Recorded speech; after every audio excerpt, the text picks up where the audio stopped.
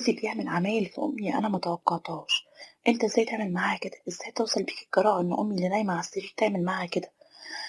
لحد ما حطيت كاميرا في أوضة النوم وشفت جوزي بيعمل مع أمي العاجزة اللي عندها السكر عمايل محدش يقدر يتخيلها. أنا استغربت، يا ترى بقى إيه اللي شفته بعينيا؟ ويا ترى أعمل إيه؟ تعالوا بينا نسمع قصة النهاردة، المدام اللي تعبانة جدا، اللي بتقول أمي شقيت علينا أنا وأخويا وما كانش فيها غيرنا.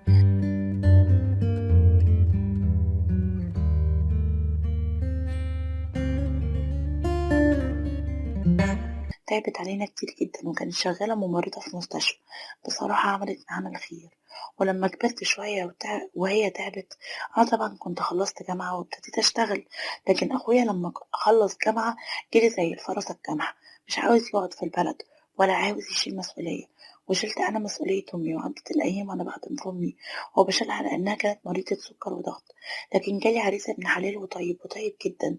رفضت أول مرة ورفضت تاني مرة، لكن في تالت مرة كان مُصِر. وأنا بصراحة كان عندي الشروط إن أنا لازم أكمّل شغلي علشان أصرف على أمي، رغم إنها كانت بتاخد معاش، لكن المعاش كلّه كان رايح على العلاج، لإنها كانت بتجيب دوا مستورد.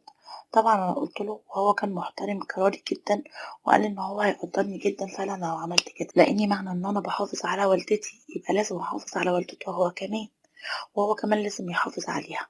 وفعلا تم الجواز بعد خطوبة شهر، وقال لي يا ترى ماما هتعيش معانا؟ قلت له لا، ماما عايشة في شقتها بس هروح أشقر عليها. وطبعا عشان انت عارف ان المرض ملوش كبير، لو امي تعبت هروح اقعد معاها وراعيها. قال لي ماشي. عدى شهر واتنين وتلاتة وانا في قمة السعادة لحد ما وصلنا ل6 شهور. 6 شهور والدتي كانت تعبت جدا جدا، واضطريت ان انا لازم اجيبها معايا البيت. ما بقتش قادرة اروح شغلي خالص، وبعدين اروح عند امي، خصوصا ان انا كان شغلي الصبح وجوزي شغله بالليل. يعني احنا الاتنين اللي موجود في البيت لازم يسد وياخد باله من امي. وفعلا جبت امي عند البيت ووضبت لها غرفة الاطفال وقعدتها معززة مكرمة، وكنت بسيبها امانة مع جوزي. لكن بدأت الاحظ حاجات غريبة جدا في امي. ايه ده؟ امي بقت بتتعصب كتير، وكمان السكر بقى بيرتفع عندها، خصوصا ان امي عندها نسبة زهايمر. يعني لو حصل فيها حاجة او حصل معاها حاجة مش هتحس، هتنسى. فبقيت مستغربة، يا ترى امي مالها؟ طب انت بتأكل امي حاجة؟ انت بتعمل حاجة مع امي؟ طب انت بتضايقها؟ قال لي ابدا، امي دي تبقى امي. قالت له بس انا امي متغيرة، وبعدين لو حصل فيها حاجة هي مش هتقول، قولي لو بتعمل حاجة تضايقها. قال لي لا طبعا. ابتديت اخد بالي فعلا ان سكر امي بيرتفع، وامي الضغط عندها بيرتفع. واجي اسال الاقيها مش فاكره اي حاجه. طب وبعدين ايه اللي هيحصل؟ طب ازاي امي فيها ايه؟ وشغلت دماغي شويه وقلت لازم اعرف امي فيها ايه. الموضوع كده ما يتسكتش عليه. انا ببقى الصبح مظبطاها ومخليها زي الفل، وبتبقى رايقه وكويسه. انا بمشي من هنا واسلم الورديه لجوزي، وبعد ما ارجع الاقي امي مختلفه اختلاف كلي وجزئي. يا ترى يا امي فيكي ايه؟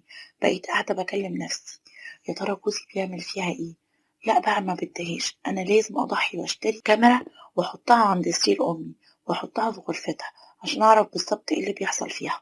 طبعا ما قلتش لجوزي وما قلتلوش اي حاجه خالص، وخليته في الشغل. وانا طبعا رجعت لاني زي ما قلت لكم انا بشتغل الصبح لحد الساعه 3، وهو بيمشي من الساعه 4 لحد تاني يوم الصبح. فانا استغليت الفرق دوت ورحت جايبه كاميرا صغيره، ورحت جايبه الراجل يركبها لي ويصدرها لي على سرير ماما، انها يعني تبقى ظاهره اوضه امي كلها عشان اعرف ايه اللي بيحصل.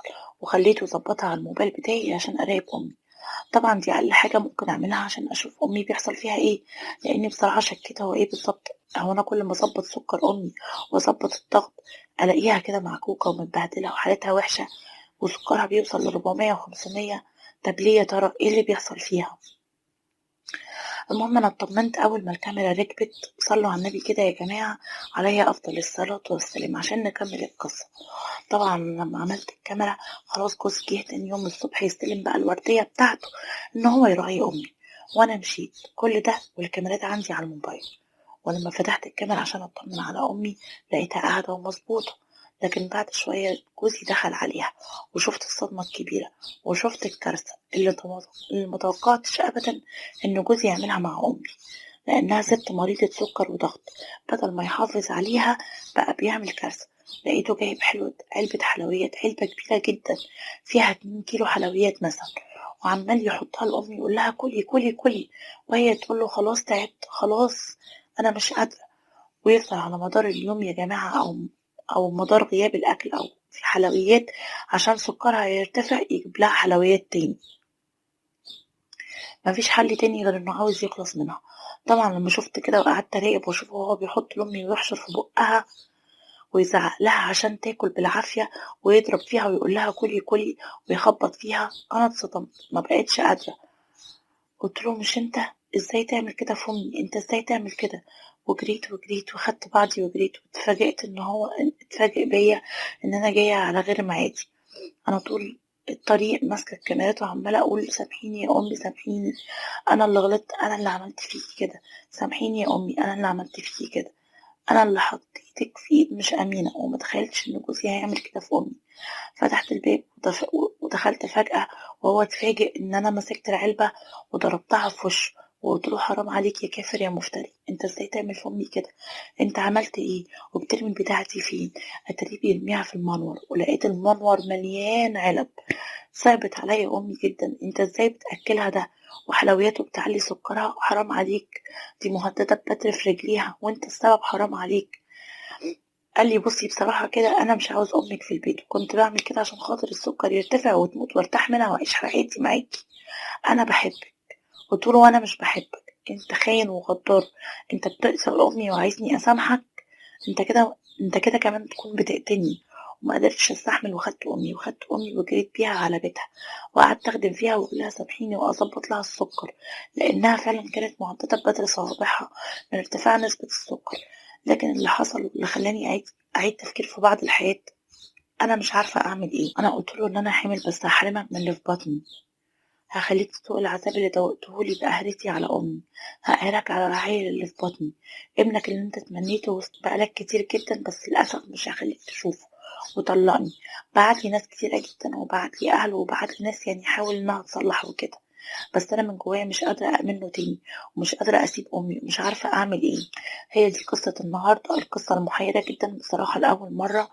كل الناس هتقول لي اتطلقي لأنه خان، اتطلقي لأنه عاوز يموت أمِك، بس تقريبًا كده ما فيش حل تاني. شكرًا ليكم لحبايبي ومتابعيني، أتمنى من كل الموجودين ينصحوني ويقولوا لي أعمل إيه. لو أنتم موافقين على رأيي اكتبوا لها في الكومنتات، لو عاوزين آراء تانية ولو حد لو عاوز أي تعليق تاني أو حل غير اللي أنا قُلته اكتبوه، آرائكم كلها على راسنا. شكرًا لكلماتكم الرقيقة وشكرًا ليكم. وشكرًا لحبايبي ومتابعين قصص وحكايات دينا، انتظروني تاني في قصة جديدة.